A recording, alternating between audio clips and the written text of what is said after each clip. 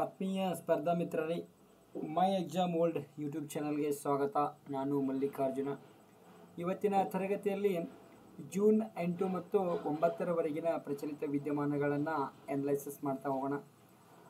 ಇಲ್ಲಿ ಪ್ರಚಲಿತ ವಿದ್ಯಮಾನಗಳನ್ನು ನೋಡುವ ಮುಂಚೆ ತಾವೇನಾದರೂ my exam world YouTube channel ತಮಗೆ ಇಷ್ಟ ಆದರೆ ಲೈಕ್ ಮಾಡಿರಿ, ಆಮೇಲೆ ಶೇರ್ ಮಾಡಿರಿ. ನೀವು ಎಷ್ಟು ಶೇರ್ ಮಾಡ್ತೀರಿ, ಎಷ್ಟು ಹೆಚ್ಚು ಜನ ಇನ್ನಷ್ಟು ಮಾಡಿರಿ ಸರ್ ಅಂತ ಏನು ಹೇಳ್ತೀರಿ, ಅದು ನಮಗೆ ಮತ್ತಷ್ಟು ಬೂಸ್ಟಾಗಿ ಪರಿಣಮಿಸ್ತದೆ. ಹೀಗಾಗಿ ತಮ್ಮಲ್ಲಿ ನಾನು ಕೇಳ್ಕೊಳ್ಳೋದು ಒಂದೇ, ದಯವಿಟ್ಟು ಸಪೋರ್ಟ್ ಮಾಡಿ, ಓಕೆನಾ? ನೋಡಿರಿ, ಇವತ್ತಿನ ಕ್ಲಾಸಲ್ಲಿ ಏನಿದೆ ನೋಡೋಣ. ಏನಪ್ಪ ಅಂದ್ರೆ ವಿಶ್ವ ಸಾಗರಗಳ ದಿನ ಜೂನ್ 8 ನಾವು ಏನು ಮಾಡ್ತೀವಿ, ವಿಶ್ವ ಸಾಗರಗಳ ದಿನ ಅಂತೇಳಿ ಆಚರಣೆ ಮಾಡ್ತೀವಿ. ಅದ್ರ ಕುರಿತು ನೋಡೋಣ. ಆಮೇಲೆ ವರ್ಲ್ಡ್ ಬ್ರೈನ್ ಟ್ಯೂಮರ್ ಡೇ ಅಂತೇಳಿ ಜೂನ್ 8 ಆಚರಣೆ ಮಾಡ್ತೀವಿ, ಅದ್ರ ಬಗ್ಗೆ ನೋಡೋಣ. ಆಮೇಲೆ QS ವರ್ಲ್ಡ್ ಯೂನಿವರ್ಸಿಟಿ ರ್ಯಾಂಕಿಂಗ್ ಅಂತೇಳಿ, ಇವರು QS ಅಂದರೆ ಲಂಡನ್ದವರು ಒಂದು ಸಂಸ್ಥೆ ಐತಿ, ಆ ಸಂಸ್ಥೆದವರು ಬಿಡುಗಡೆ ಮಾಡ್ಯಾರ, ಅದ್ರ ಕುರಿತು ನೋಡೋಣ. ಆಮೇಲೆ ಹಕ್ಕಿ ಜ್ವರಕ್ಕೆ ಮೆಕ್ಸಿಕೋ ಬಲಿ, ಅಂದರೆ ಹಕ್ಕಿ ಜ್ವರದಿಂದ ಮೆಕ್ಸಿಕೋದಲ್ಲಿ ವಿಶ್ವದಲ್ಲಿ ಪ್ರಪ್ರಥಮ ಪ್ರಕರಣ ನಡೆದ, ಅದ್ರ ಕುರಿತು ನೋಡೋಣ. ಆಮೇಲೆ ಸ್ಟಾರ್ಶಿಪ್ ಮರುಬಳಕೆ ರಾಕೆಟ್, ಇವರು ಸ್ಪೇಸ್ಎಕ್ಸ್ದವರು ಮಾಡ್ಯಾರ. ಇದನ್ನು 3 ವರ್ಷದಿಂದ ಸತತ ಪ್ರಯತ್ನ ಮಾಡ್ಕೊಂಡು ಬರ್ತಾಯಿದ್ರು, ಈಗ ಸಕ್ಸಸ್ಫುಲ್ಲಾಗಿ ಮಾಡಿದರು. ಆಮೇಲೆ ಇದು 2022ರಲ್ಲಿ PSI ಪರೀಕ್ಷೆ ನಡೀತಲ್ಲ, 24ರಲ್ಲಿ PSI KE ಮರು ಪರೀಕ್ಷೆ ನಡೆಸಿದ್ರಲ್ಲ, ಆ ಪರೀಕ್ಷೆಗೆ ಬಿದ್ದಿತ್ತು ಸ್ನೇಹಿತರೆ, ಅದನ್ನು ಹೇಳ್ತೀನಿ. ಆಮೇಲೆ ಫಿಲೇಮನ್ ಆ್ಯಂಗ್ ಅಂತಕ್ಕಂಥವ್ರು ಸುದ್ದಿ ಒಳಗಿದರು. ಓಕೆ, ಇವ್ರ ಬಗ್ಗೆ ನೋಡೋಣ. 79ನೇ ಸಾಮಾನ್ಯ ಸಭೆ ಅಧ್ಯಕ್ಷರಾಗಿ ಆಯ್ಕೆಯಾಗ್ಯಾರು. ಆಮೇಲೆ ಮಿಷನ್ ತ್ರಿಶಾನ್ ಅಂತೇಳಿ ಇದ್ರ ಬಗ್ಗೆ ನೋಡೋಣ, ಭಾರತ ಫ್ರಾನ್ಸ್ನೊಂದಿಗೆ ಮಾಡಿದ. ಆಮೇಲೆ ತಿಸ್ಮಿಯಾ ಮಲಯನ್ ಅಂತಕ್ಕಂಥದ್ದು ಏನಂತ ನೋಡೋಣ. ಅದು ಒಂದು ಬಗೆಯ ಸಸ್ಯ, ಅದು ಇನ್ನೂ ಸ್ವಾರಸ್ಯಕರ ಐತಿ, ಅದ್ರ ಬಗ್ಗೆ ನೋಡೋಣ. ಆಮೇಲೆ ಫ್ರೆಂಚ್ ಓಪನ್ ಟೆನ್ನಿಸ್ ಟೂರ್ನಿ ಯಾರು ವಿನ್ ಆದ್ರಪ್ಪ, ಯಾರು ವಿನ್ ಆದರು, ಇವತ್ತು ಪುರುಷರು ನಡೀತೈತಿ.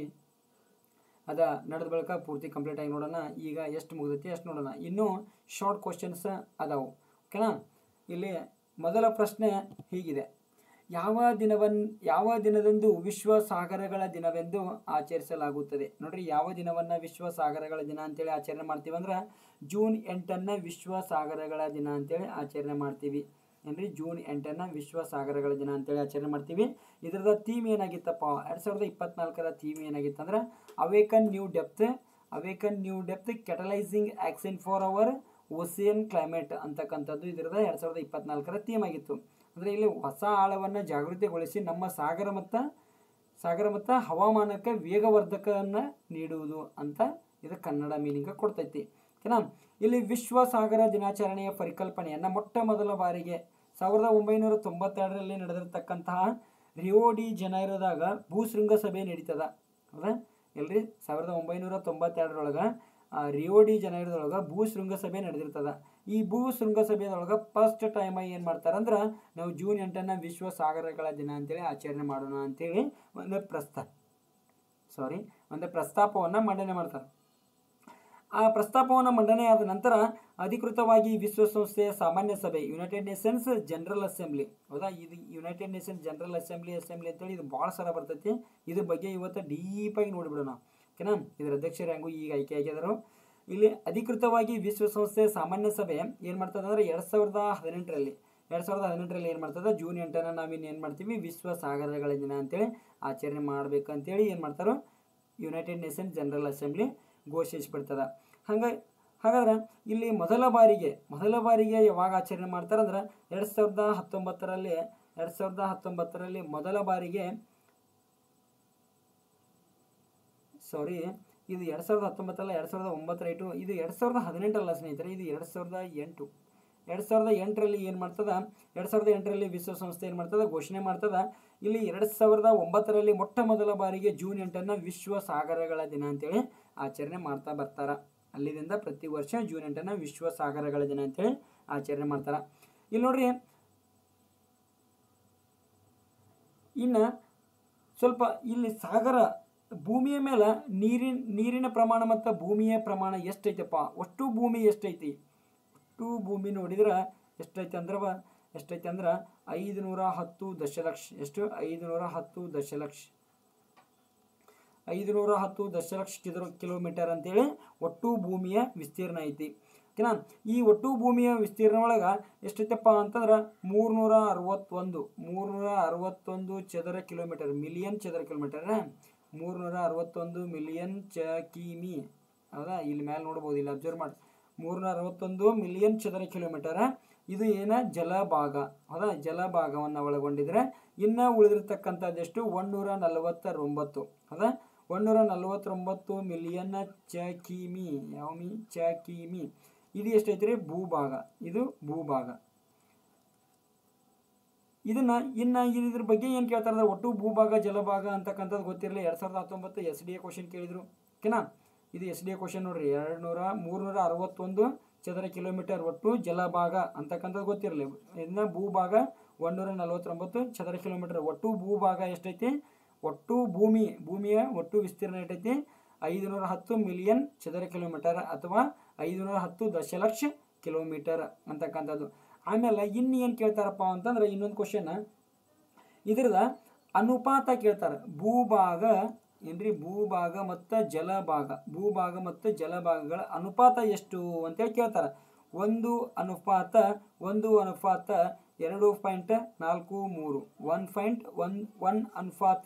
2.43, 1:2.43 ಅಂತಕ್ಕಂಥದ್ದು ಇದ್ರದ ಅನುಪಾತ, ಭೂಭಾಗ ಮತ್ತು ಜಲಭಾಗಗಳ ಅನುಪಾತ. ಇದನ್ನು ಬರೆದಿಟ್ಕೊಳ್ಳಿ.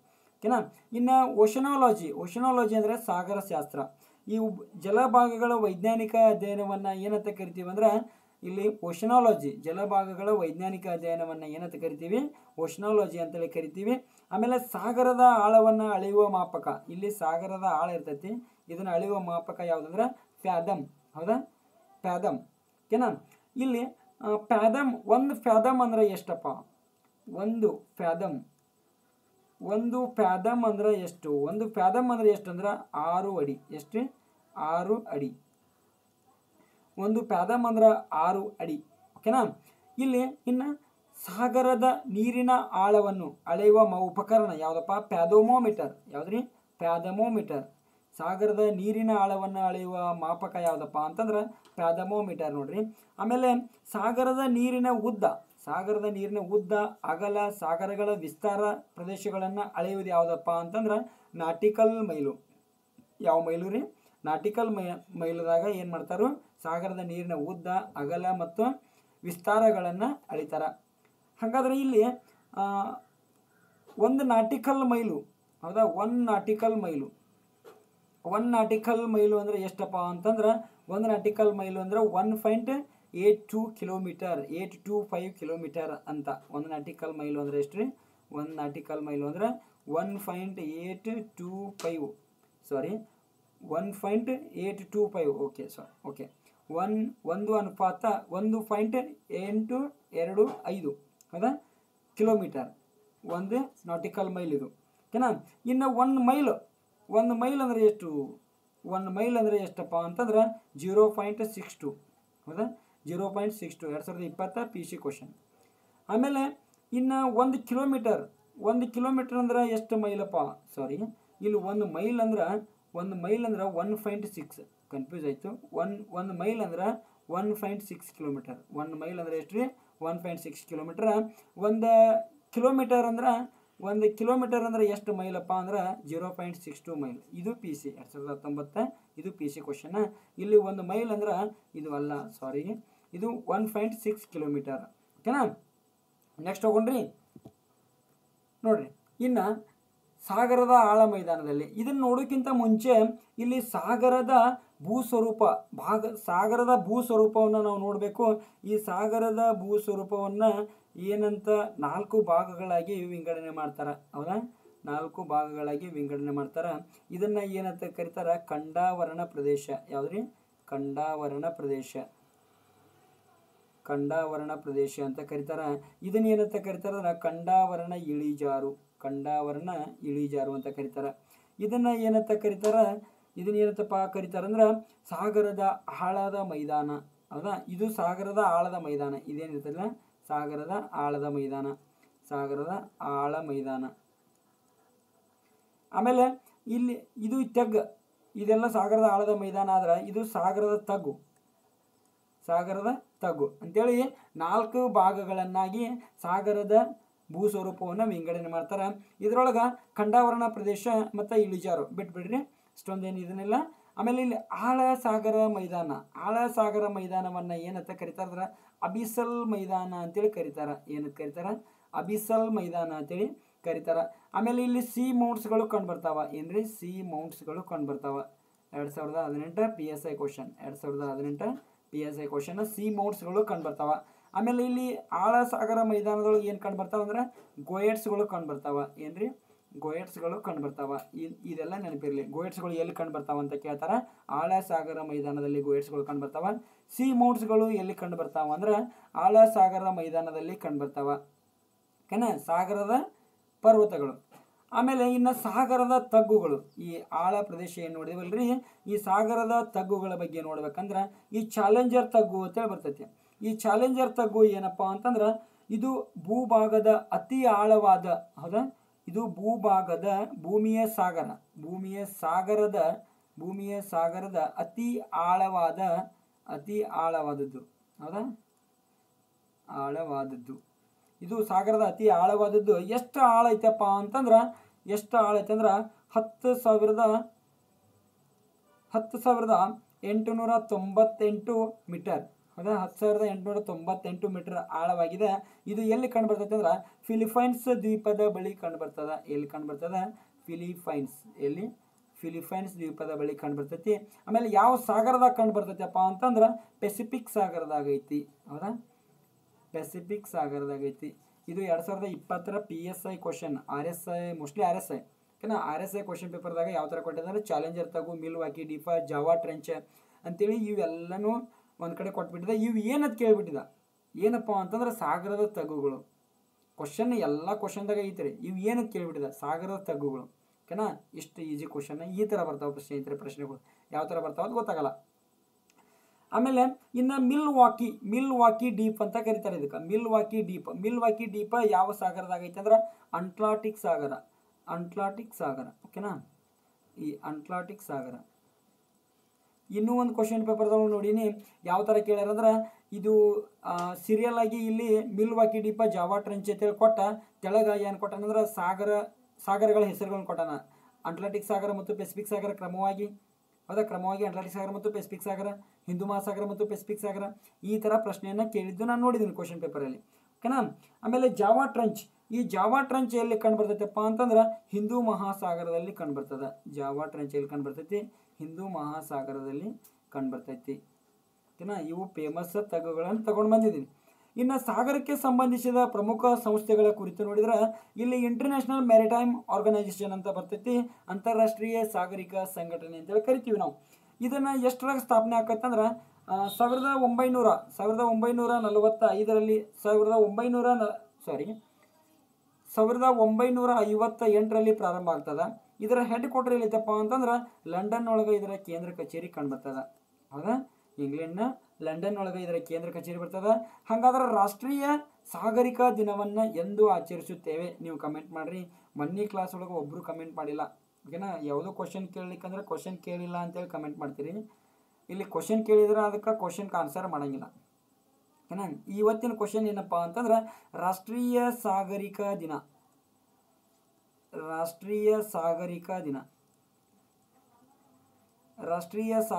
ದಿನವನ್ನು ಎಂದು ಆಚರಿಸಲಾಗುತ್ತದೆ?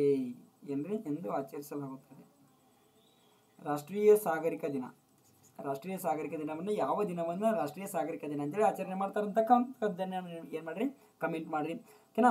ಇಲ್ಲಿ national institute of ocean technology ಇಲ್ಲಿ ಕಂಡುಬರ್ತದೆ, ಚೆನ್ನೈ ಒಳಗೈತಿ. ಆಮೇಲೆ ನ್ಯಾಷನಲ್ ಇನ್ಸ್ಟಿಟ್ಯೂಟ್ ಆಫ್ ಓಷನೋಗ್ರಫಿ ಎಲ್ಲೈತಪ್ಪ ಅಂತಂದ್ರೆ ಗೋವಾದೊಳಗೆ ಕಂಡುಬರ್ತೈತಿ. ಆಮೇಲೆ ಇನ್ನು ಸಾಗರಗಳ ಕುರಿತು ಸ್ವಲ್ಪ ನೋಡಬೇಕು. ಇವು ಸಾಗರಗಳು ಪ್ರಮುಖ ಸಾಗರಗಳದಾವು, 4 ಸಾಗರಗಳದಾವು, ಓಕೆನಾ. ಈ ಎಷ್ಟು ಸಾಗರಗಳದಾವ್ರಿ ಪ್ರಪಂಚದೊಳಗೆ? 4 ಸಾಗರಗಳು ಕಂಡುಬರ್ತಾವ. ಒಂದು ಯಾವುದು, ಪೆಸಿಫಿಕ್ ಸಾಗರ, ಅಟ್ಲಾಂಟಿಕ್ ಸಾಗರ, ಆಮೇಲೆ ಹಿಂದೂ ಮಹಾಸಾಗರ, ಆರ್ಕ್ಟಿಕ್ ಸಾಗರ. ಈ 4 ಸಾಗರಗಳಿಗೆ ಹೆಸರನ್ನು ನೀಡಿದವರು ಯಾರಪ್ಪ ಅಂತಂದ್ರೆ ಫರ್ಡಿನಾಂಡ್ ಮೆಗಲನ್. ಯಾರ್ರಿ? ಫರ್ಡಿನಾಂಡ್ ಮೆಗಲನ್ ಪ್ರಪ್ರಥಮ ಬಾರಿಗೆ ವಿಶ್ವವನ್ನು ಪರ್ಯಟನೆ ಮಾಡಿದವರು ಯಾರು? Ferdinand Magellan. ಹೌದಾ, ಈ ಫರ್ಡಿನಾಂಡ್ ಮೆಗಲನ್ ಅವರು ಏನು ಮಾಡ್ತಾರೆ, ಈ 4 ಸಾಗರಗಳಿಗೆ ಹೆಸರುಗಳನ್ನ ಕೊಡ್ತಾರೆ. ಈ ಪೆಸಿಫಿಕ್ ಸಾಗರವನ್ನು ನೋಡಿದ್ರೆ ಏನಪ್ಪ ಅಂತಂದ್ರೆ ಇದು ವಿಶ್ವದ ಅತಿ ದೊಡ್ಡ ಸಾಗರ. ವಿಶ್ವದ ಅತಿ ದೊಡ್ಡ ಸಾಗರ ಯಾವುದಪ್ಪ ಅಂತಂದ್ರೆ ಪೆಸಿಫಿಕ್ ಸಾಗರ. ವಿಶ್ವದ ಅತಿ ದೊಡ್ಡ ಸಾಗರ ಯಾವುದು? ಪೆಸಿಫಿಕ್ ಸಾಗರ ಅಂತಕ್ಕಂಥದ್ದು ಗೊತ್ತಿರಲಿ. ಆಮೇಲೆ ಇದನ್ನ ಏನಂತ ಕರೀತಾರ? ಶಾಂತ ಸಾಗರ ಅಂತೇಳಿ ಕರೀತಾರ. ಏನ್ರಿ? ಶಾಂತ ಸಾಗರ. ಶಾಂತ ಸಾಗರ ಅಂತೇಳಿ ಕರೀತಾರ. ಆಮೇಲೆ ಇನ್ನು ಅಟ್ಲಾಂಟಿಕ್ ಸಾಗರ. ಈ ಅಟ್ಲಾಂಟಿಕ್ ಸಾಗರ ಏನಪ್ಪಾ ಅಂತಂದ್ರೆ ಪ್ರಪಂಚದಲ್ಲಿ ಅತಿ ದೊಡ್ಡ ಕರಾವಳಿಯನ್ನು ಹೊಂದಿದ್ದು. ಯಾವ್ದ್ರಿ? ಪ್ರಪಂಚದಲ್ಲಿ ಅತಿ ದೊಡ್ಡ ಅಥವಾ ಉದ್ದದ ಏನ್ರಿ? ಉದ್ದದ ಕರಾವಳಿಯನ್ನ ಹೊಂದ್ಯದ. ಯಾವ್ದ್ರಿ? ಇದು ಅಟ್ಲಾಂಟಿಕ್ ಸಾಗರ ಪ್ರಪಂಚದಲ್ಲಿ ಅತಿ ಉದ್ದದ ಕರಾವಳಿಯನ್ನು ಹೊಂದ್ಯದ. ಆಮೇಲೆ ಇನ್ನೊಂದು ಕ್ವಶನ್ ನಾನು ನೋಡಿದ್ದೇನೆ ಕ್ವಶನ್ ಪೇಪರಲ್ಲಿ, ಸರ್ಗ್ಯಾಸೋ ಸಮುದ್ರ ಯಾವ ಸಾಗರದಲ್ಲಿ ಕಂಡು ಬರ್ತದ? ಏನ್ರಿ? ಸರ್ಗ್ಯಾಸೋ. ಇಂಥವೆಲ್ಲ ನೀವು ಅಬ್ಸರ್ವ್ ಮಾಡಬೇಕು. ಸರ್ಗ್ಯಾಸೋ ಸಮುದ್ರ ಏನ್ರಿ? ಸರ್ಗ್ಯಾಸೋ ಸಮುದ್ರ. ಸರ್ಗ್ಯಾಸೋ ಸಮುದ್ರ ಯಾವ ಸಾಗರದಲ್ಲಿ ಕಂಡು ಬರ್ತದ ಅಂದ್ರೆ ಅಟ್ಲಾಂಟಿಕ್ ಸಾಗರದಲ್ಲಿ ಕಂಡು ಬರ್ತದ. ಆಮೇಲೆ ಇದು ಎಸ್ ಆಕಾರದಾಗ ಐತಿ. ಹೌದಾ? ಆಮೇಲೆ ಹಿಂದೂ ಮಹಾಸಾಗರದ ಕುರಿತು ನೋಡಿದ್ರೆ ರಾಷ್ಟ್ರದ ಹೆಸರಿನಿಂದ ಏನ್ರಿ? ರಾಷ್ಟ್ರದ ಹೆಸರಿನಿಂದ ಕರೆಯುವ ಏಕೈಕ ಸಾಗರ. ರಾಷ್ಟ್ರದ ಹೆಸರಿನಿಂದ ಕರೀತಾರ. ಯಾವ ರಾಷ್ಟ್ರ? ಹಿಂದೂಸ್ತಾನ್. ಅದ ಹಿಂದೂ ಮಹಾಸಾಗರ ರಾಷ್ಟ್ರದ ಹೆಸರಿನಿಂದ ಕರೆಯುವ ಏಕೈಕ ಸಾಗರ ಅಂತ ಕರೆಸ್ಕೊತೈತಿ. ಆಮೇಲೆ ಇನ್ನು ಆರ್ಕ್ಟಿಕ್ ಸಾಗರ. ಈ ಆರ್ಕ್ಟಿಕ್ ಸಾಗರ ಯಾವ ಆಕಾರದಾಗ ಐತಪ್ಪ ಅಂತಂದ್ರೆ ಇವು ಆಕಾರದಾಗ ಆರ್ಕ್ಟಿಕ್ ಸಾಗರ ಐತಿ. ಆಮೇಲೆ ಇನ್ನು ಇದ್ರದ್ದು ಸ್ಪೆಷಲೈಸ್ ಏನಪ್ಪಾ ಅಂತಂದ್ರೆ ಇನ್ನೊಂದು ಎಲ್ಲ ದಿಕ್ಕುಗಳಿಂದ ಏನ್ರಿ? ಈ ಎಲ್ಲ ದಿಕ್ಕುಗಳಿಂದ ಭೂ ಆವೃತಗೊಂಡದ. ಏನ? ಎಲ್ಲ ದಿಕ್ಕುಗಳಿಂದ ಭೂಮಿಯಿಂದ ಕೂಡ್ಯದ. ಭೂ ಆವೃತಗೊಂಡೈತಿ. ಹೌದಾ? ಎಲ್ಲ ದಿಕ್ಕುಗಳಿಂದ ಭೂ ಆವೃತಗೊಂಡದ. ಆಮೇಲೆ ಇನ್ನು ಗ್ರೀನ್ಲ್ಯಾಂಡ್. ಈ ಗ್ರೀನ್ಲ್ಯಾಂಡ್ ಎಲ್ಲಿ ಕಂಡು ಬರ್ತೈತೆ ಅಂತ ಹೇಳಿ ಒಂದು ಕ್ವಶನ್ ಬಂದಿತ್ತು. ಗ್ರೀನ್ಲ್ಯಾಂಡ್ ಎಲ್ಲಿ ಕಂಡು ಬರ್ತೈತೆ ಅಂದ್ರೆ ಆರ್ಕ್ಟಿಕ್ ಸಾಗರದಲ್ಲಿ ಗ್ರೀನ್ಲ್ಯಾಂಡ್ ಕಂಡು ಬರ್ತದೆ. ಏನ್ರಿ? ಆರ್ಕ್ಟಿಕ್ ಸಾಗರದಲ್ಲಿ ಗ್ರೀನ್ಲ್ಯಾಂಡ್ ಕಂಡು ಬರ್ತದೆ. ಏನ್ರಿ? ಗ್ರೀನ್ಲ್ಯಾಂಡ್.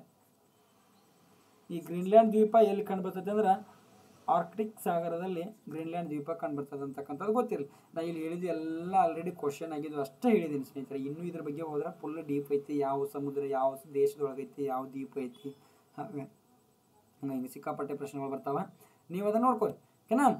ನೆಕ್ಸ್ಟ್ ನೋಡ್ರಿ, ಯಾವ ದಿನವನ್ನು ವರ್ಲ್ಡ್ ಬ್ರೈನ್ ಟ್ಯೂಮರ್ ಡೇ ಅಂತೇಳಿ ಆಚರಣೆ ಮಾಡ್ತೀವಿ? ಯಾವ ದಿನವನ್ನು ವರ್ಲ್ಡ್ ಬ್ರೈನ್ ಟ್ಯೂಮರ್ ಡೇ ಅಂತೇಳಿ ಆಚರಣೆ ಮಾಡ್ತೀವಿ ಅಂದ್ರೆ June 8 world brain tumour day ಅಂತೇಳಿ ಆಚರಣೆ ಮಾಡ್ತೀವಿ. ಇದ್ರದ್ದು 2024 ಥೀಮ್ ಏನಾಗಿತ್ತಪ್ಪ ಅಂತಂದ್ರೆ ಬ್ರೈನ್ ಹೆಲ್ತ್ ಆ್ಯಂಡ್ ಪ್ರಿವೆನ್ಷನ್ ಅಂತಕ್ಕಂಥದ್ದು ಇದರದ ಥೀಮ್ ಆಗಿತ್ತು. Brain health and prevention. ಆಮೇಲೆ ಇದನ್ನು ಯಾರು ಆಚರಣೆ ಮಾಡ್ತಾರೆ? German brain tumour association. German brain tumour ಅಸೋಸಿಯೇಷನ್ದವರು ಮೊದಲ ಬಾರಿಗೆ 2000ದಲ್ಲಿ ಆಚರಣೆ ಮಾಡ್ತಾರೆ. ಮೊದಲ ಬಾರಿಗೆ 2000ದಾಗ ಆಚರಣೆ ಮಾಡ್ತಾರೆ. ಇನ್ನು ಬ್ರೈನ್ ಟ್ಯೂಮರ್ ಅಂದ್ರೆ ಏನಪ್ಪ ಅಂತಂದ್ರೆ ಮೆದುಳಿನಲ್ಲಿ ಜೀವಕೋಶಗಳು ಅಸಹಜವಾಗಿ ಬೆಳಿತಾವ. ಏನ್ರಿ? ಮೆದುಳಿನಲ್ಲಿ ಜೀವಕೋಶಗಳು ಅಸಹಜವಾಗಿ ಬೆಳಿತಾವ. ಅದು ಇಮೇಜ್ ತರಬೇಕಾಗಿತ್ತು ಬ್ರೈನ್ ಟ್ಯೂಮರ್ದ. ಸಾರಿ. ಮೆದುಳಿನಲ್ಲಿ ಜೀವಕೋಶಗಳು ಅಸಹಜವಾಗಿ ಬೆಳಿತಾವ. ಇದಕ್ಕೆ ನಾವೇನು ಕರಿತೀವಿ? ಬ್ರೈನ್ ಟ್ಯೂಮರ್ ಅಂತ ಕರಿತೀವಿ. ಅದರ ಮೆದುಳಿನ ಗಡ್ಡೆ ಪರೀಕ್ಷೆ. ಏನ್ರಿ? ಮೆದುಳಿನ ಗಡ್ಡೆ ಪರೀಕ್ಷೆ MRI ಸ್ಕ್ಯಾನರ್ದಿಂದ ಮಾಡ್ತಾರೆ. MRI ಸ್ಕ್ಯಾನಿಂಗ್ ಅಂತ ಇರ್ತಾರೆ ನೋಡ್ರಿ. ಅದು MRI ಲಾಂಗ್ ಫಾರ್ಮ್ ಏನಪ್ಪ ಅಂತಂದ್ರೆ ಮ್ಯಾಗ್ನೆಟಿಕ್ ರೆಸೋನಾನ್ಸ್ ಇಮೇಜಿಂಗ್ ಅಂತಕ್ಕಂಥದ್ದು. ಮ್ಯಾಗ್ನೆಟಿಕ್ ರೆಸೋನಾನ್ಸ್ ಇಮೇಜಿಂಗ್ ನೆನ್ಪಿಡ್ಕೊಡಿ. ಓಕೆನಾ? ಮೆದುಳಿನ ಗಡ್ಡೆಯನ್ನು ನಾಶಪಡಿಸಲು ಈ ಬೋರಾನ್ 10 ಅನ್ನು ಬಳಸ್ತಾರ. ಮೆದುಳಿನ ಗಡ್ಡೆಯನ್ನು ನಾಶಪಡಿಸಕ್ಕೆ ಏನು ಮಾಡ್ತಾರಪ್ಪ ಅಂತಂದ್ರೆ ಏನು ಬಳಸ್ತಾರೋ? ಬೋರಾನ್ 10 ಅನ್ನು ಬಳಸ್ತಾರ ಅಂತಕ್ಕಂಥದ್ದು ಗೊತ್ತಿರಲಿ. ನೆಕ್ಸ್ಟ್ ಹೋಗ್ರಿ, QS ವರ್ಲ್ಡ್ ಯೂನಿವರ್ಸಿಟಿ ರ್ಯಾಂಕಿಂಗ್ 2025 ಪಟ್ಟಿಯಲ್ಲಿ 150ರ ಒಳಗೆ ಸ್ಥಾನ ಪಡೆದುಕೊಂಡ ಭಾರತದ ಸಂಸ್ಥೆಗಳು ಯಾವುವು? ಟಾಪ್ 150 ಒಳಗೆ ಸ್ಥಾನಗಳನ್ನ ಪಡೆದುಕೊಂಡ ಭಾರತದ ಸಂಸ್ಥೆಗಳು ಯಾವಪ್ಪ ಅಂದ್ರೆ ಒಂದು IIT ಬಾಂಬೆ. ಈ IIT ಬಾಂಬೆ 118ನೇ ಸ್ಥಾನವನ್ನು ಪಡೆದುಕೊಂಡ್ರೆ IIT ದೆಹಲಿ 150ನೇ ಸ್ಥಾನವನ್ನು ಪಡೆದುಕೊಂಡದ. ಹಾಗೆ ಬೆಂಗಳೂರಿನ IISc Indian Institute of Science 211ನೇ ಸ್ಥಾನವನ್ನು ಪಡೆದುಕೊಂಡದ ಅಂತಕ್ಕಂಥದ್ದು ಗೊತ್ತಿರಲಿ. ಇನ್ನು ನೋಡ್ರಿ, ಅಮೇರಿಕಾದ ಇದು ಏನಾಗಬೇಕಪ್ಪ ಅಂತಂದ್ರೆ ಮೆಸಾಚುಸೆಟ್ಸ್. ಏನ್ರಿ? ಮೆಸಾಚುಸೆಟ್ಸ್ ಅಂತೇಳಿ ಆಗಬೇಕು. ಮೆಸಾಚುಸೆಟ್ಸ್ ಇನ್ಸ್ಟಿಟ್ಯೂಟ್ ಆಫ್ ಟೆಕ್ನಾಲಜಿ ಏನಂದ ಸತತ 13 ವರ್ಷಗಳ ಕಾಲ ಮೊದಲ ಸ್ಥಾನದಲ್ಲಿ ಐತಿ ಅಂತಕ್ಕಂಥದ್ದು ನಮ್ಗೆ ಗೊತ್ತಿರಬೇಕು. ಆಮೇಲೆ ಇಲ್ಲಿ IIT ಅಂದ್ರೆ ಏನ್ರಿ?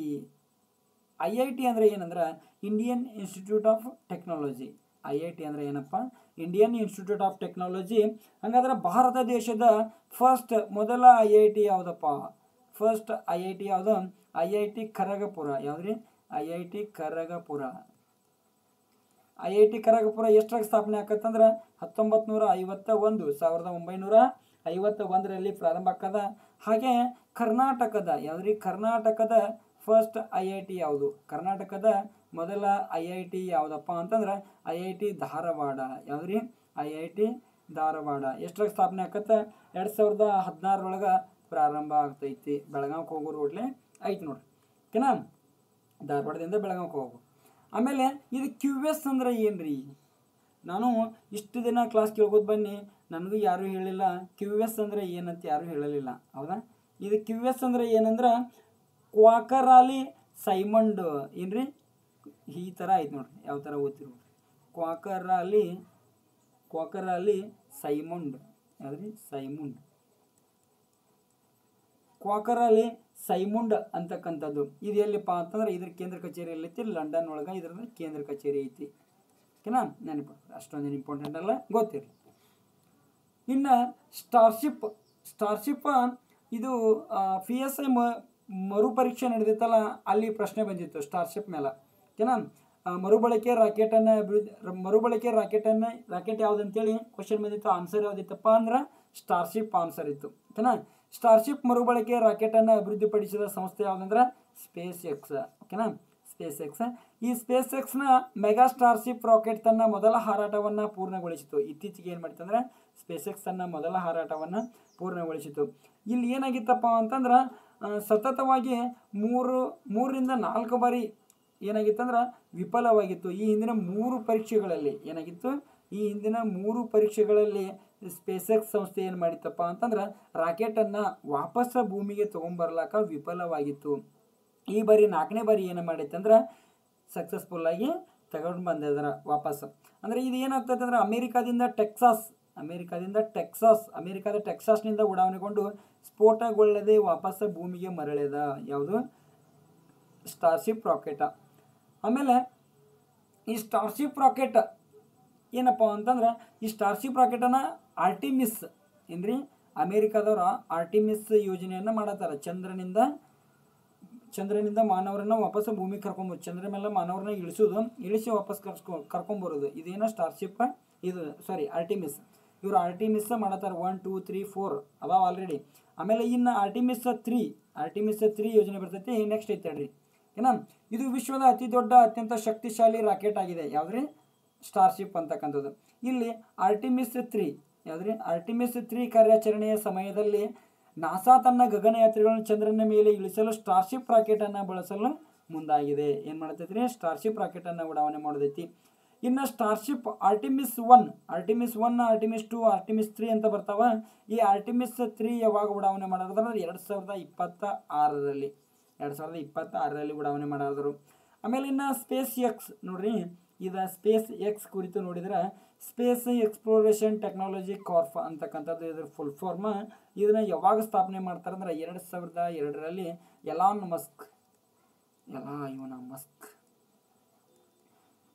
ಮಸ್ಕ್ ಅವರು ಏನು ಮಾಡ್ತಾರೆ? ಇದನ್ನು ಸ್ಥಾಪನೆ ಮಾಡ್ತಾರೆ. ಇದರ ಹೆಡ್ ಕ್ವಾರ್ಟರ್ ಎಲ್ಲೈತಪ್ಪ ಅಂತಂದ್ರೆ ಇದರ ಹೆಡ್ ಕ್ವಾರ್ಟರ್ ಹ್ಯಾವಥಾರ್ನ್ ಅಂತಕ್ಕಂಥ ಒಂದು ಪ್ಲೇಸ್ ಬರ್ತದೆ. ಇಲ್ರಿ? ಹ್ಯಾವಥಾರ್ನ್. ಈ ಹ್ಯಾವಥಾರ್ನ್ ಎಲ್ಲೈತಪ್ಪ ಅಂತಂದ್ರೆ ಅಮೇರಿಕಾದಾಗ ಐತಿ. USA. ಅಮೇರಿಕಾದ ಕ್ಯಾಲಿಫೋರ್ನಿಯಾದ ಹ್ಯಾವಥಾರ್ನ್ ಇದರದ ಹೆಡ್ ಕ್ವಾರ್ಟರ್ ಆಗಿದೆ. ಆಮೇಲೆ ಇನ್ನೊಂದು ಪ್ರಶ್ನೆ ಬರ್ಬೋದು. ಇಲ್ಲಿ ಸ್ವಲ್ಪ 1 ವರ್ಷ 2 ವರ್ಷ ಹಿಂದ್ಗಡೆ ಸಾಲಾಗಿ ಈ ಥರ ಹೋಗೋದನ್ನು ನೀವು ನೋಡಿದ್ರೆ ಆಕಾಶದಲ್ಲಿ ಗಮನಿಸಿದ್ರಿ. ಓಕೆನಾ? ಇದು ಪೇಪರ್ದೊಳಗೂ ಬಂದಿತ್ತು. ಇವು ಏನಪ್ಪ ಅಂತಂದ್ರೆ ಸ್ಟಾರ್ಲಿಂಕ್ ಯೋಜನೆಯ ಗ್ರಹಗಳು, ಸ್ಟಾರ್ಲಿಂಕ್ ಯೋಜನೆಯ ಸ್ಯಾಟಲೈಟ್ ಉಪಗ್ರಹಗಳು. ಓಕೆನಾ? ಈ ಥರ ಹೋಗಿದ್ದು ಅದು ಗೊತ್ತಾಗಿತ್ತು. ಪೇಪರ್ದಾಗೂ ಭಾಳ ಸಲ ಬಂದಿತ್ತು. ಇಲ್ಲಿ ಸ್ಟಾರ್ಲಿಂಕ್ ಯೋಜನೆ ಯಾವ್ದ್ರಿ?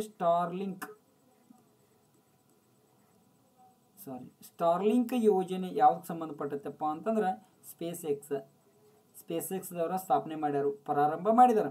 ಇದನ್ನು ಯಾವಾಗ ಪ್ರಾರಂಭ ಮಾಡಿದ್ರೆ 2019ರಲ್ಲಿ ಪ್ರಾರಂಭ ಮಾಡಿದ್ರು ಸ್ಟಾರ್ಶಿಪ್.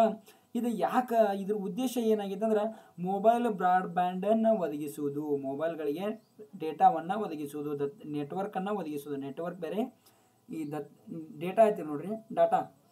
ಇಂಟರ್ನೆಟ್ ಒದಗಿಸುವುದು, ಮೊಬೈಲ್ಗಳಿಗೆ ಇಂಟರ್ನೆಟ್ ಒದಗಿಸುವ ಯೋಜನೆ ಇದಾಗಿದೆ. ಇದು ಬೃಹತ್ ಯೋಜನೆ. ಇಲ್ಲಿ ಸುಮಾರು 12,000 ಎಷ್ಟು 12,000 ಉಪಗ್ರಹಗಳನ್ನು ನಿಯೋಜಿಸುವ ಗುರಿಯನ್ನು ಹೊಂದಲಾಗಿದೆ. ಇದು ಇನ್ನೂ ಹಂಗೆ ಮುಂದೆ ಮತ್ತೆ ಈಗ 12,000 ಕಂಪ್ಲೀಟ್ ಆಯ್ತಾರೆ, ಮತ್ತೆ 34,000 ಕೊಯ್ದು ಎಷ್ಟು 34,000 ಕೊಯ್ದು ಈ ಥರ ಹೆಚ್ಚು ಮಾಡುವ ಎಲ್ಲ ಯೋಜನೆಗಳು ಇದ್ರ ಮುಂದೆ ಅದಾವು. ಓಕೆನಾ, ಒಂದ್ಸಲ ವಿಕಿಪೀಡಿಯಾ ಚೆಕ್ ಮಾಡಿರಿ. ಓಕೆನಾ, ನೆಕ್ಸ್ಟ್ ನೋಡ್ರಿ, ಹಕ್ಕಿ ಜ್ವರ ಇನ್ಫ್ಲೂಯೆಂಜಾದಿಂದ ಬಲಿಯಾದ ಮೊದಲ ಪ್ರಕರಣ ಯಾವ ದೇಶದಲ್ಲಿ ನಡೀತಪ್ಪ ಅಂತಂದ್ರೆ ಮೆಕ್ಸಿಕೋ ದೇಶದಲ್ಲಿ ನಡೆಯಿತು. ಏನ್ರಿ, ಮೆಕ್ಸಿಕೋ ದೇಶದಲ್ಲಿ bird flu takes the first human life who confirm WHO confirm world's first human death from bird flu in Mexico. ಹೌದಾ, ಹಕ್ಕಿ ಜ್ವರದಿಂದ ಬಲಿಯಾದ ಮೊದಲ ಪ್ರಕರಣ ಎಲ್ಲಿ ನಡೀತಂದ್ರೆ ಮೆಕ್ಸಿಕೋ ದೇಶದೊಳಗೆ ನಡೀತು. ಇಲ್ಲಿ ಹಕ್ಕಿ ಜ್ವರ ಅಂತಕ್ಕಂಥದ್ದು ನಮ್ಗೆ ಗೊತ್ತಿರಬೇಕು. H5N1 ಅಂತೇಳಿ ಒಂದು ವೈರಸ್ ಬರ್ತದೆ. ಹೌದಾ, H5N1 ವೈರಸ್ನಿಂದ ಏನು ಮಾಡ್ತೈತಿ, ಹಕ್ಕಿ ಜ್ವರ ಹರಡ್ತೈತಿ. ಈಗ ನಮ್ಗೆ ಇಟ್ರಾಗ 2 ಆಗ್ತಾವ ಕ್ವಶನ್. ಹಕ್ಕಿ ಜ್ವರ ಯಾವ ವೈರಸ್ನಿಂದ ಹರಡ್ತೈತಿ? H5N1. ಹಕ್ಕಿ ಜ್ವರ ಹೌದಾ, ಈ ಕೆಳಗಿನ ಯಾವುದು ವೈರಸ್ನಿಂದ ಹರಡುವ ರೋಗವಲ್ಲ, ಈ ಕೆಳಗಿನ ಯಾವುದು ವೈರಸ್ನಿಂದ ಹರಡುವ ರೋಗ ಅಂತೇಳಿ ಪ್ರಶ್ನೆಗಳು ಬರ್ತಾವ. ಓಕೆನಾ, ಇಲ್ಲಿ ಹಕ್ಕಿ ಜ್ವರದ ಲಸಿಕೆ ಯಾವ್ದು ನೋಡ್ರಿ. ಈ H ಅಂದ್ರೆ ಏನಪ್ಪ ಅಂತಂದ್ರೆ ಹಿಮೋಗ್ಲೂಟಾನಿನ್. ಏನ್ರಿ, H ಅಂದ್ರೆ ಏನಪ್ಪ ಅಂತಂದ್ರೆ H ಅಂದ್ರೆ ಏನ್ರಿ,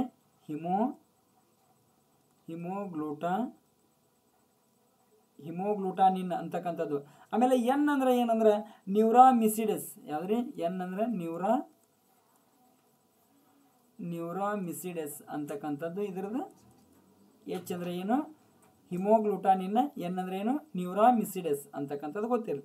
ಆಮೇಲೆ ಇಲ್ಲಿ ಲಸಿಕೆ, ಈ ಹಕ್ಕಿ ಜ್ವರ ಇನ್ಫ್ಲೂಯೆಂಜಾ ಬರ್ಡ್ ಫ್ಲೂವನ್ನು ತಡೆ ಹಿಡಿಲಕ್ಕ ಲಸಿಕೆ ಯಾವುದಂದ್ರೆ ಟಾಮಿಫ್ಲೂ ಅಂತಕ್ಕಂಥ ಲಸಿಕೆ ಐತಿ. ಇನ್ನೊಂದು ಯಾವ್ದು ಒಸೆಲ್ಟಾ ವೀವರ್ ಅಂತಕ್ಕಂಥದ್ದು ಇಲ್ಲಿ ಲಸಿಕೆ ಅದಾವ. ಇನ್ನು ನೀವೇನು ಮಾಡ್ರಿ ಅಂದ್ರೆ ಸ್ವಲ್ಪ ನೀವು ತೆಗೆದು ನೋಡ್ಕೋಬೇಕು, ವೈರಸ್ನಿಂದ ಹರಡುವ ರೋಗಗಳು. ಹೌದಾ, ವೈರಸ್ನಿಂದ ಹರಡುವ ರೋಗಗಳು ಅದನ್ನು ಸ್ವಲ್ಪ ನೋಡ್ಕೋರಿ. ಆಮೇಲೆ ಇಲ್ಲಿ ಇನ್ನೊಂದು ಬರ್ತದ, ಇದ ಟೈಪ್ H1N1 ನಾನು ತೊಗೊಂಡ್ಬರ್ತಿದ್ದೆ ವೈರಸ್ನಿಂದ ಹರಡುವ ರೋಗಗಳನ್ನು ತೊಗೊಂಡು ಬರ್ತಿದ್ದೆ. ಇಲ್ಲಿ ಕಂಪ್ಲೀಟಾಗಿ ಅದು MA ಪೊಲೀಸ್ ಅಕಾಡೆಮಿ ಹಿಂದಿಕ್ಕಿ ರೇಖಾನ್ ಬಿಟ್ಟ ಚಿಕನ್ ತಿನ್ನಕ್ಕೆ ಹೋದ ಅಂತೇಳಿ ಅದೊಂದು ಕೊಡ್ಬೇಡೈತಿ. ಅದನ್ನು ತೊಗೊಂಡು ಬರ್ತಿದ್ದೆ, ಬಟ್ ಟೈಮ್ ಭಾಳ ಆಗ್ತದೆ, ಬೇಡ ನೀವು ಸ್ವಲ್ಪ ನೋಡ್ಕೊಂಬಿಡ್ರಿ. ಓಕೆನಾ, ಇಲ್ಲಿ H1N1 ಅಂತಕ್ಕಂಥದ್ದು ಏನಪ್ಪ ಅಂತಂದ್ರೆ ಹಂದಿ ಜ್ವರ. ಏನ್ರಿ, ಹಂದಿ ಜ್ವರ. H1N1 ಅಂತಕ್ಕಂಥದ್ದು ಏನ್ರಿ, ಹಂದಿ ಜ್ವರ ಅಂತಕ್ಕಂಥದ್ದು ಗೊತ್ತಿರಲಿ. ಇದು ಕೂಡ ವೈರಸ್ನಿಂದ ಹರಡುವ ರೋಗ. ಇದು H5N1, ಇದು H1N1 ಅಂತಕ್ಕಂಥದ್ದು ಗೊತ್ತಿರಲಿ. ಓಕೆನಾ, ನೋಡಿ, ಇತ್ತೀಚೆಗೆ ಮಲೇಷಿಯಾದ ಮಳೆಕಾಡುಗಳಲ್ಲಿ ಕಂಡು ಪತ್ತೆ ಹಚ್ಚಲಾದ ತಿಸ್ಮಿಯಾ ಮಲಯನ್ ಅಂತಕ್ಕಂಥದ್ದು ಒಂದು ಏನಪ್ಪ ಅಂದ್ರೆ ಹೊಸ ಜಾತಿಯ ಸಸ್ಯ. ನೋಡ್ರಿ, ಇಲ್ಲಿ ನೋಡ್ರಿ, ಅಬ್ಸರ್ವ್ ಮಾಡ್ರಿ, ಯಾವ ಥರ ಐತೆ ನೋಡ್ರಿ, ಗಿಡ ಯಾವುದೋ ಒಂದು ಜೀವಿ ನೋಡಿದಂಗೆ ಕಾಣ್ತೈತೆ ಅಲ್ರಿ, ಬಟ್ ಅದು ಸಸ್ಯ.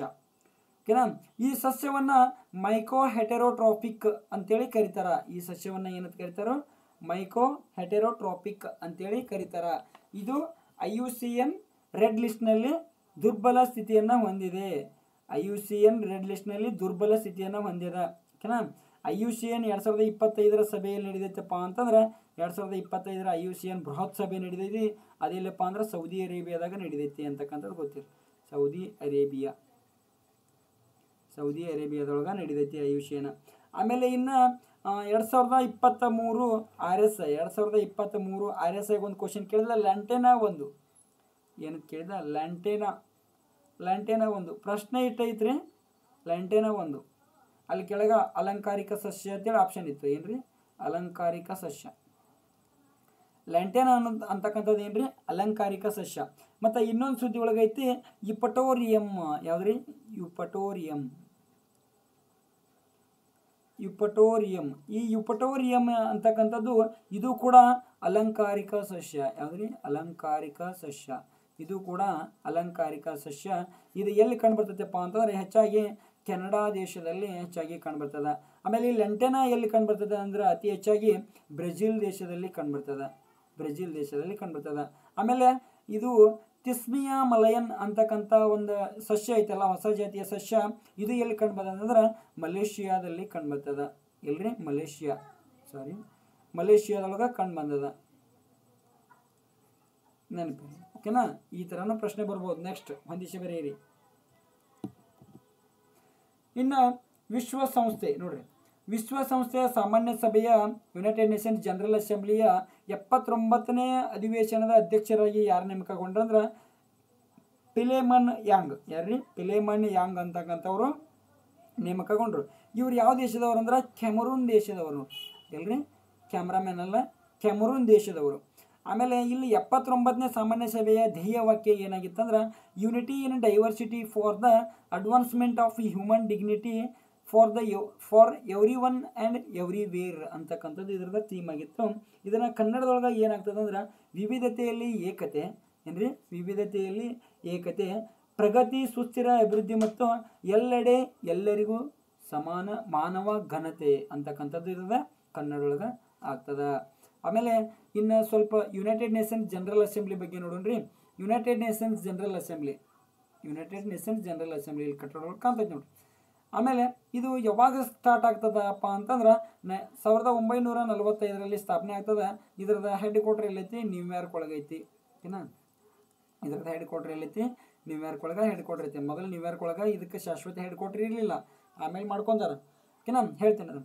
ಇನ್ನು ಈ ಯುನೈಟೆಡ್ ನೇಷನ್ ಜನರಲ್ ಅಸೆಂಬ್ಲಿ ಸಾಮಾನ್ಯ ಸಭೆಯ ಅಂಗಸಂಸ್ಥೆಗಳಲ್ಲಿ ಒಂದಾಗ್ಯದ. ಓಕೆನಾ? ಸಾಮಾನ್ಯ ಸಭೆಯ ಅಂಗಸಂಸ್ಥೆಗಳಲ್ಲಿ ಇದು ಒಂದಾಗ್ಯದ. ಇದ್ರಾಗ ಯುನೈಟೆಡ್ ನೇಷನ್ ಜನರಲ್ ಅಸೆಂಬ್ಲಿ ಅಂದ್ರೆ ಸಾಮಾನ್ಯ ಸಭೆ ಅಂತೇಳಿ ಕರಿತೀವಿ ನೋಡ್ರಿ. ಈ ಸಾಮಾನ್ಯ ಸಭೆ ಒಳಗೆ 193 ಸದಸ್ಯ ರಾಷ್ಟ್ರಗಳದಾವು. ಇತ್ತೀಚೆಗೆ ಪ್ಯಾಲೆಸ್ತೈನನ್ನು ಸೇರ್ಪಡೆ ಮಾಡ್ತೀವಿ ಅಂತೇಳಿ ಸುದ್ದಿ ಇತ್ತು. ಓಕೆನಾ? ಇನ್ನು ಸೇರ್ಪಡೆ ಆಗಿಲ್ಲ ಅಧಿಕೃತವಾಗಿ. ಇನ್ನು 193 ದೇಶಗಳು ಇದರ ಸದಸ್ಯರಾಗಿದ್ದು ಪ್ರತಿಯೊಂದು ದೇಶದಿಂದ 5 ಪ್ರತಿನಿಧಿಗಳು ಇರ್ತಾರ. ಎಲ್ಲಿ? ಈ ಸಾಮಾನ್ಯ ಸಭೆ ಒಳಗೆ ಇರ್ತಾರ. ಈ 5 ಜನ ಕೂಡಿ ಒಂದೇ ಮತವನ್ನು ನೀಡಬೇಕು. ಹೌದಾ? 5 ಮಂದಿ ನಾವೊಂದು ಬೇರೆ ನೀವೊಂದು ಬೇರೆ ನೀಡ್ತೇನೆ ಅಂತಿಲ್ಲ, 5 ಮಂದಿ ಕೂಡಿ ಒಂದೇ ಮತವನ್ನು ನೀಡಬೇಕು. ಓಕೆನಾ? ಇದು ಒಂದು ದೇಶಕ್ಕೆ ಒಂದೇ ಮತವನ್ನು ಹೊಂದಿರ್ತದ. ಆಮೇಲೆ ಅಂತಾರಾಷ್ಟ್ರೀಯ ಮಸೂದೆಗಳನ್ನು ಟೂ ಥರ್ಡ್ ಬಹುಮತದೊಂದಿಗೆ ಏನು ಮಾಡ್ತದೆ? ಅಂತಾರಾಷ್ಟ್ರೀಯ ಮಸೂದೆಗಳನ್ನು ಅಂಗೀಕರಿಸ್ತದೆ. ಆಮೇಲೆ ಇದು 1 ವರ್ಷದಲ್ಲಿ ಒಂದೇ ಬಾರಿ ಮಾತ್ರ ಸಭೆ ಸೇರ್ತದೆ. 1 ವರ್ಷದಲ್ಲಿ ಒಂದೇ ಬಾರಿ ಸಭೆ ಸೇರ್ತದೆ. ಅದು ಎಂದು ಸಭೆ ಸೇರ್ತದಪ್ಪ ಅಂದ್ರೆ ಪರ್ಟಿಕ್ಯುಲರ್ ಆಗಿ ಸೆಪ್ಟೆಂಬರ್ 3 ಅಂದರೆ ಸೆಪ್ಟೆಂಬರ್ 3ರಂದು ಇದು ಸಾಮಾನ್ಯ ಸಭೆ ಏನು ಮಾಡ್ತದೆ? ಪ್ರತಿ ವರ್ಷ ಅಧಿವೇಶನ ನಡೆಸ್ತದೆ. ಆಮೇಲೆ ಇದನ್ನು ವಿಶ್ವದ ಸಂಸತ್ತು ಅಂತೇಳಿ ಕರೀತಾರೆ. ವಿಶ್ವದ ಸಂಸತ್ತು. ಭಾರತದಲ್ಲಿ ಸಂಸತ್ತು ಅಂದರೆ ಏನೇನು ಒಳಗೊಂಡಿರ್ತೈತೆ ರೀ? ಭಾರತದಲ್ಲಿ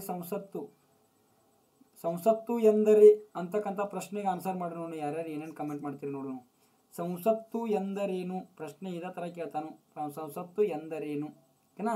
ಪ್ರಶ್ನೆ ಇದೇ ಥರ ಬರ್ತೈತಿ. ಇದಕ್ಕೆ ಕಮೆಂಟ್ ಮಾಡಿ ನೋಡೋಣ. ಸಂಸತ್ತು ಎಂದರೇನು? ಇಲ್ಲಿ ನಾವು ವಿಶ್ವದ ಸಂಸತ್ತು ಕೇಳತ್ತಿಲ್ಲ, ಭಾರತದ ಸಂಸತ್ತು ಎಂದರೇನು? ಪ್ರಶ್ನೆ ಯಾವ ಥರ ಬಂದಾಗ ಯಾವ ಥರ ಡೀಲ್ ಮಾಡ್ಬೇಕಂತಕ್ಕಂಥದ್ದು ನಮ್ಗೆ ಗೊತ್ತಾಗಬೇಕು. ಓಕೆನಾ? ಇಲ್ಲಿ ಇದನ್ನು ಏನು ಕರಿತಾರೆ? ವಿಶ್ವದ ಸಂಸತ್ತು ಅಂತ ಕರಿತಾರೆ. ವಿಶ್ವದ ಮೊಟ್ಟ ಮೊದಲ ಸಂಸತ್ತು ಅಂತೇಳಿ ಅನುಭವ ಮಂಟಪವನ್ನು ಕರಿತಿದ್ರು. ಅದು ಗೊತ್ತಿರಲಿ, ಬಸವೇಶ್ವರರು ಸ್ಥಾಪಿಸಿದ್ರು ಕಲ್ಯಾಣದಲ್ಲಿ. ಆಮೇಲೆ ಇನ್ನು 1946ರಲ್ಲಿ ತನ್ನ ಮೊದಲ ಅಧಿವೇಶನವನ್ನು ಎಲ್ಲಿ ನಡೆಸ್ತದಪ್ಪ ಅಂತಂದ್ರೆ ಲಂಡನ್ದೊಳಗೆ ನಡೆಸ್ತದೆ. 1946ರಲ್ಲಿ ಎಲ್ಲಿ ನಡೆಸ್ತದೆ? 1945ರಲ್ಲಿ ಪ್ರಾರಂಭ ಆಗಿರ್ತದೆ. ಆಮೇಲೆ ಇದರ ಪ್ರಥಮ ಅಧಿವೇಶನವನ್ನು ಎಲ್ಲಿ ನಡೆಸ್ತದೆ? ಲಂಡನ್ ಒಳಗೆ ಪ್ರಥಮ ಅಧಿವೇಶನ ನಡೆಸ್ತದೆ. ಇನ್ನು 1952ರಲ್ಲಿ ತನ್ನ 7ನೇ ಅಧಿವೇಶನದಲ್ಲಿ ಏನು ಮಾಡ್ತದೆ? ಶಾಶ್ವತ ಕಚೇರಿ ನ್ಯೂಯಾರ್ಕ್ ನಗರವನ್ನು ಶಾಶ್ವತ ಕಚೇರಿಯನ್ನಾಗಿ ಆಯ್ಕೆ ಮಾಡ್ಕೊಳ್ತದೆ. ಆಮೇಲೆ ಸಾಮಾನ್ಯ ಸಭೆಯ ಅಧ್ಯಕ್ಷತೆಯನ್ನು ವಹಿಸಿರ್ತಕ್ಕಂತಹ ಪ್ರಥಮ ಮಹಿಳೆ, ಜಗತ್ತಿನ ಪ್ರಥಮ ಮಹಿಳೆ ಯಾರ್ರಿ? ವಿಜಯಲಕ್ಷ್ಮಿ ಪಂಡಿತ್. ಯಾರ್ರಿ? ವಿಜಯಲಕ್ಷ್ಮಿ ಪಂಡಿತ್ ಅಂತಕ್ಕಂಥವ್ರು ಭಾರತದವರು ಅಂತಕ್ಕಂಥದ್ದು ಗೊತ್ತಿಲ್ಲ. ಆಮೇಲೆ ಇನ್ನು 78ನೇ ಸಾಮಾನ್ಯ ಸಭೆಯ ಅಧ್ಯಕ್ಷರಾಗಿದ್ದಂದ್ರೆ ಇದು ಡೆನ್ನಿಸ್ ಫ್ರಾನ್ಸಿಸ್ ಅಂತಕ್ಕಂಥವ್ರು 2023ರ 78ನೇ ಸಾಮಾನ್ಯ ಸಭೆಯ ಅಧ್ಯಕ್ಷರಾಗಿದ್ದರು. ಈಗ 2024ರ ಸಾಮಾನ್ಯ ಸಭೆಯ ಅಧ್ಯಕ್ಷರು ಯಾರಾಗ್ಯಾರಪ್ಪ ಅಂತಂದ್ರೆ ಇಲ್ಲದ ನೋಡಿ. ಯಾರಿವರು? ಪಿಲೇಮನ್ ಯಾಂಗ್ ಅಂತಕ್ಕಂಥವ್ರು. ಓಕೆನಾ? ನೆಕ್ಸ್ಟ್ ನೋಡ್ರಿ. ಭಾರತವು ಯಾವ ದೇಶದ ಬಾಹ್ಯಾಕಾಶ ಸಂಸ್ಥೆಯ ಸಹಯೋಗದೊಂದಿಗೆ ಯಾವುದ್ರಿ ತ್ರಿಶಾನ ಮಿಷನನ್ನು ಪ್ರಾರಂಭಿಸಿದೆ? ಏನ್ರಿ? ತ್ರಿಶಾನ ಮಿಷನ್ ಏನ್ರಿ? ಇದು ಫ್ರಾನ್ಸ್ ಬಾಹ್ಯಾಕಾಶ ಸಂಸ್ಥೆಯೊಂದಿಗೆ ಏನು ಮಾಡ್ತದೆ? ಇಲ್ಲಿ ತ್ರಿಶಾನ ಮಿಷನನ್ನು ಭಾರತ ಪ್ರಾರಂಭಿಸಿದೆ ಅಂತಕ್ಕಂಥ ಗೊತ್ತಿರಲಿ. ಈ ಫ್ರಾನ್ಸ್ನ ಬಾಹ್ಯಾಕಾಶ ಸಂಸ್ಥೆ ಅಂದರೆ CNSA.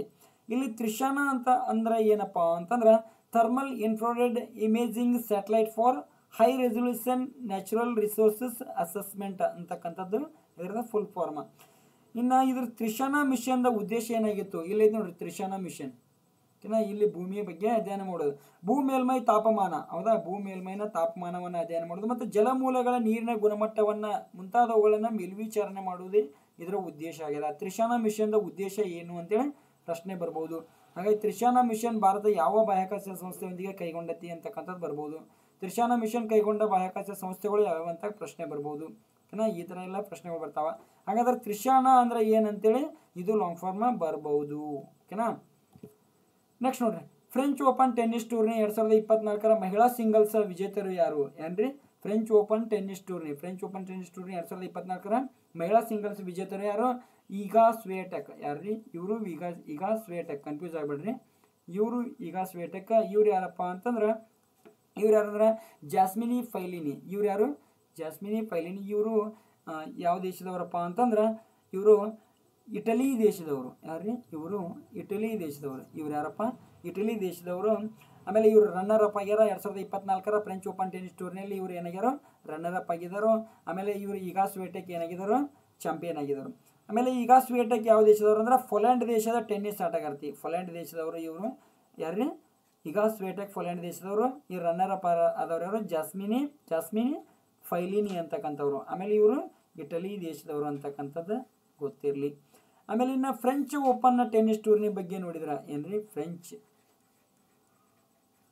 ಈ ಫ್ರೆಂಚ್ ಓಪನ್ ಟೆನ್ನಿಸ್ ಟೂರ್ನಿ 1891ರಲ್ಲಿ ಪ್ರಾರಂಭ ಆಗ್ತದೆ. 1895ರಲ್ಲಿ ಪ್ರಾರಂಭ ಆಗ್ತದೆ.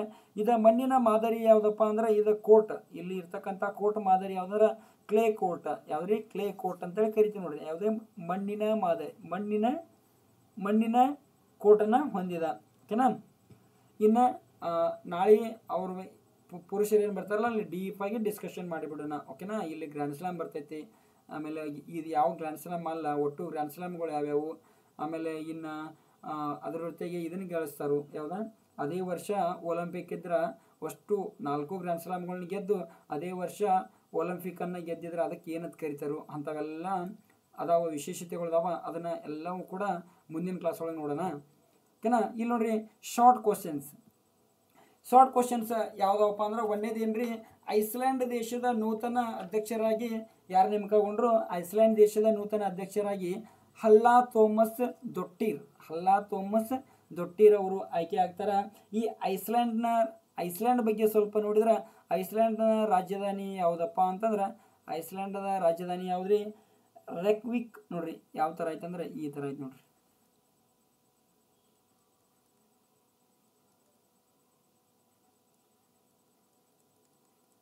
ಇದನ್ನ ಯಾವ ಥರ ಓದ್ತೀರಿ ನೋಡ್ರಿ. ಓಕೆನಾ. ಆಮೇಲೆ ಇದರದ ಕರೆನ್ಸಿ ಯಾವುದಂದ್ರೆ ಕ್ರೋನ್ ಅಂತಕ್ಕಂಥದ್ದು ಇದರದ ಕರೆನ್ಸಿ. ಇನ್ನು ಇದು ಐಸ್ಲ್ಯಾಂಡ್ ಅಂತಕ್ಕಂಥದ್ದು ನಾರ್ಡಿಕ್ ಕಂಟ್ರಿ. ಯಾವುದು? ಐಸ್ಲ್ಯಾಂಡ್ ಅಂತಕ್ಕಂಥದ್ದು ನಾರ್ಡಿಕ್ ದೇಶ. ಈ ನಾರ್ಡಿಕ್ ದೇಶಗಳು ಯಾವ್ಯಾವಪ್ಪ ಅಂತಂದ್ರೆ ನಾರ್ವೆ, ಸ್ವೀಡನ್, ಫಿನ್ಲ್ಯಾಂಡ್, ಐಸ್ಲ್ಯಾಂಡ್. ಯಾವ್ಯಾವ್ರಿ? ಇಲ್ಲಿ ಐಸ್ಲ್ಯಾಂಡ್ ಬರ್ತೈತಿ. ಆಮೇಲೆ ಇಲ್ಲಿ ಯಾವ್ದ್ರಿ? ನಾರ್ವೆ ಬರ್ತೈತಿ. ಆಮೇಲೆ ಇಲ್ಲಿ ಫಿನ್ಲ್ಯಾಂಡ್ ಬರ್ತೈತಿ. ಆಮೇಲೆ ಇಲ್ಲಿ ಐಸ್ಲ್ಯಾಂಡ್ ಬರ್ತೈತಿ. ಇದನ್ನ ತೆಗೆದು ನೋಡ್ರಿ ಮ್ಯಾಪ್ ಒಳಗೆ. ಓಕೆನಾ. ಅಟ್ಲಾಂಟಿಕ್ ಸಾಗರದಲ್ಲಿ ಕಂಡು ಬರ್ತೈತಿ. ಇದು ಐಸ್ಲ್ಯಾಂಡ್ ಎಲ್ಲಿ ಕಂಡು ಬರ್ತೈತಿ? ಅಟ್ಲಾಂಟಿಕ್ ಸಾಗರದಲ್ಲಿ ಕಂಡು ಬರ್ತೈತಿ ಅಂತಕ್ಕಂಥದ್ದು ಗೊತ್ತಿಲ್ಲ. ಓಕೆನಾ. ಇನ್ನು ಧಾರವಾಡದ ವಿದ್ಯಾವರ್ಧಕ ಸಂಘ 2024 ರಾಜಮಾರ್ಗ ಪ್ರಶಸ್ತಿಯನ್ನು ಯಾರಿಗೆ ಕೊಡ್ತಾರೆ? ಪುಷ್ಪಮಾಲಾ ಅವರಿಗೆ ನೀಡಿ ಗೌರವಿಸ್ತಾರ ಅಂತಕ್ಕಂಥದ್ದು ಗೊತ್ತಿರಲಿ. ಆಮೇಲೆ ಇತ್ತೀಚೆಗೆ ಸ್ಫೋಟಗೊಂಡ ಮೌಂಟ್ ಕನ್ಲಾನ್ ಜ್ವಾಲಾಮುಖಿ ಯಾವ ದೇಶದೊಳಗೆ ಕಂಡು ಬರ್ತೈತಿ ಅಂದ್ರೆ ಫಿಲಿಪೈನ್ಸ್ ದೇಶದೊಳಗೆ ಕಂಡು ಬರ್ತೈತಿ ಅಂತಕ್ಕಂಥದ್ದು ಗೊತ್ತಿರಲಿ. ಯಾವ್ದ್ರಿ?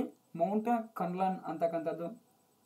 ಆಮೇಲೆ ನೆಕ್ಸ್ಟ್ ನೋಡ್ರಿ ಏನೈತಪ್ಪ ಅಂತಂದ್ರೆ ATP ವರ್ಲ್ಡ್ ಟೆನ್ನಿಸ್ ರ್ಯಾಂಕಿಂಗ್ನಲ್ಲಿ ಇಟಲಿಯ ಜಾನಿಕ್ ಶಿನ್ನರ್. ಯಾರ್ರಿ? ಇಟಲಿಯ ಜಾನಿಕ್ ಶಿನ್ನರ್ ಅವರು ಅಗ್ರಸ್ಥಾನಕ್ಕೆ ಏರಿದರು.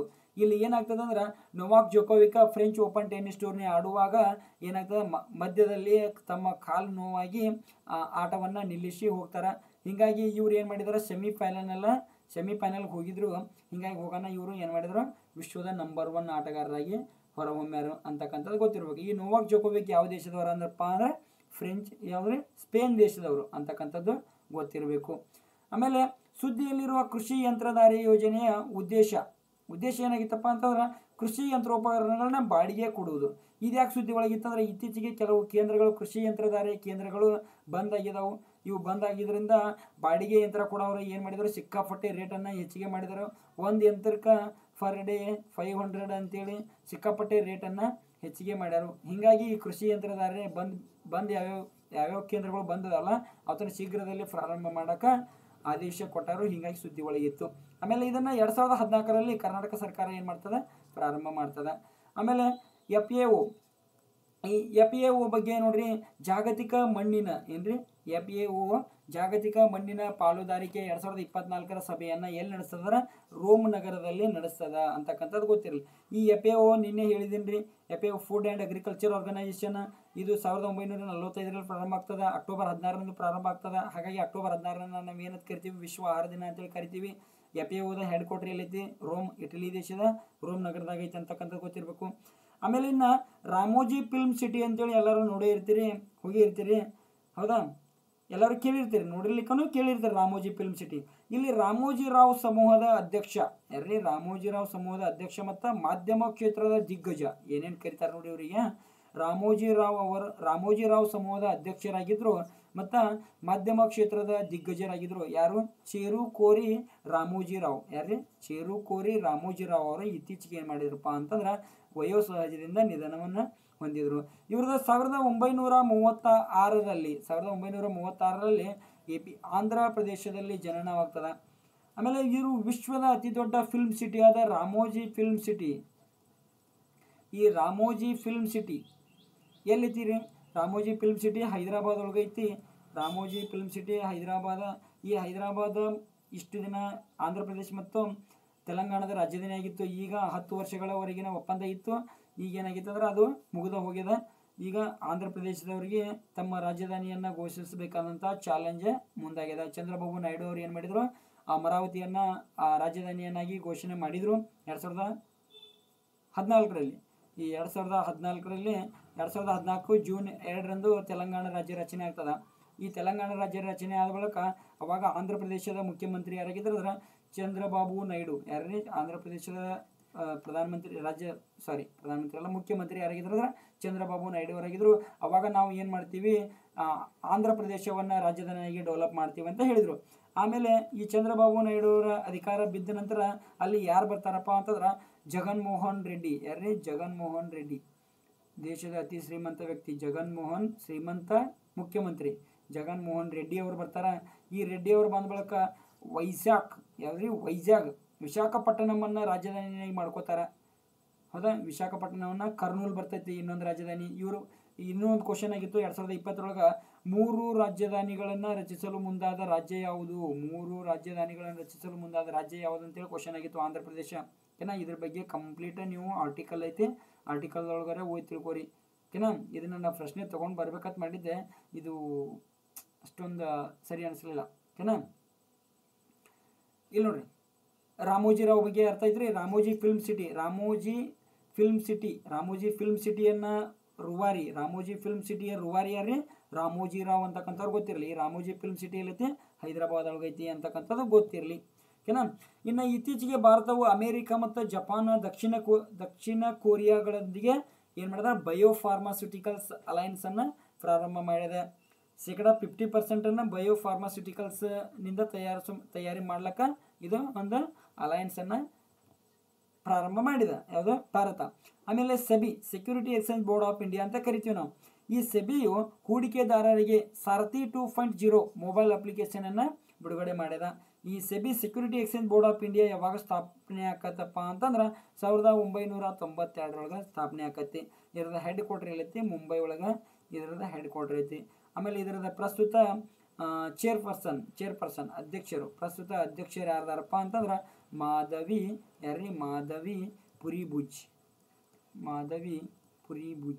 ಅವು ಯಾವ್ಯಾವ ಕಮೆಂಟ್ ಮಾಡತ್ ಹೇಳಿನಿ, ಅವೆಲ್ಲ ಕಂಪ್ಲೀಟ್ ಕಮೆಂಟ್ ಮಾಡಿರಿ. ಓಕೆನಾ? ಇಲ್ಲಿಗೆ ಈ ತರಗತಿ ಮುಕ್ತಾಯವಾಯಿತು ಸ್ನೇಹಿತರೆ. ಇಲ್ಲಿವರೆಗೂ ನೀವು ಕೇಳಿದ್ದೆ ಒಂದು ಇತಿಹಾಸ ಅಂತ ಅನ್ಕೋತೀನಿ. Thanks for everything. Thanks for watching.